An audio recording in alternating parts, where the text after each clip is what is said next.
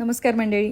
मी आता सांगलीमध्ये आहे माझ्या सासरी, जिथे सुके मासे सर्वांना इतके आवडतात. मग कुठलीही भाजी असू दे, अगदी वांगं, बटाटा, कांद्याची पात, घेवडा, कुठल्याच भाजीला एकटं सोडलं जात नाही. त्याच्यामध्ये सुकी बोंबील किंवा जवला हा मिक्स केलाच जातो. पण प्रॉब्लेम काय होतो ना, की दरवेळी मुंबईला जाऊन ते मासे आणा, सुकवा, साफ करा आणि मग स्टोअर करा, ही सगळी प्रोसेस असते. पण आता असं नाही आहे. आता आपण घर बसल्या विनायक सोडेकर यांचे सुके मासे अगदी फ्रेश तुम्ही बघू शकता. हे मासे तुम्हाला साफ करायची सुद्धा गरज नाही आहे, कारण ऑलरेडी ह्यांनी हे सॉर्टेड करूनच पाठवलेले असतात. तर आज मी याचं सुकट वांगं बनवते आहे. तर तुम्ही बघू शकता की इथे मी खूप सारा कांदा घेतलेला आहे, कारण सुकट म्हटलं की खूप कांदा येतोच.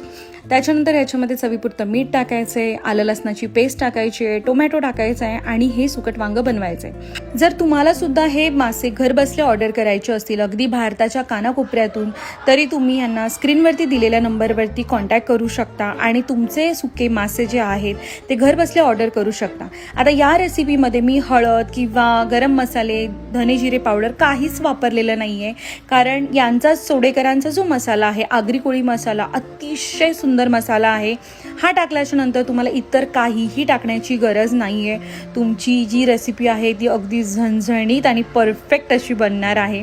बाकी रेसिपी कशी वाटली मला नक्की सांगा आणि असेच नवनवीन व्हिडिओ पाहण्यासाठी माझ्या यूट्यूब चॅनलला आणि इंस्टाग्रामला फॉलो करायला अजिबात विसरू नका. लवकरच भेटू एका नवीन व्हिडिओसोबत. तोपर्यंत धन्यवाद.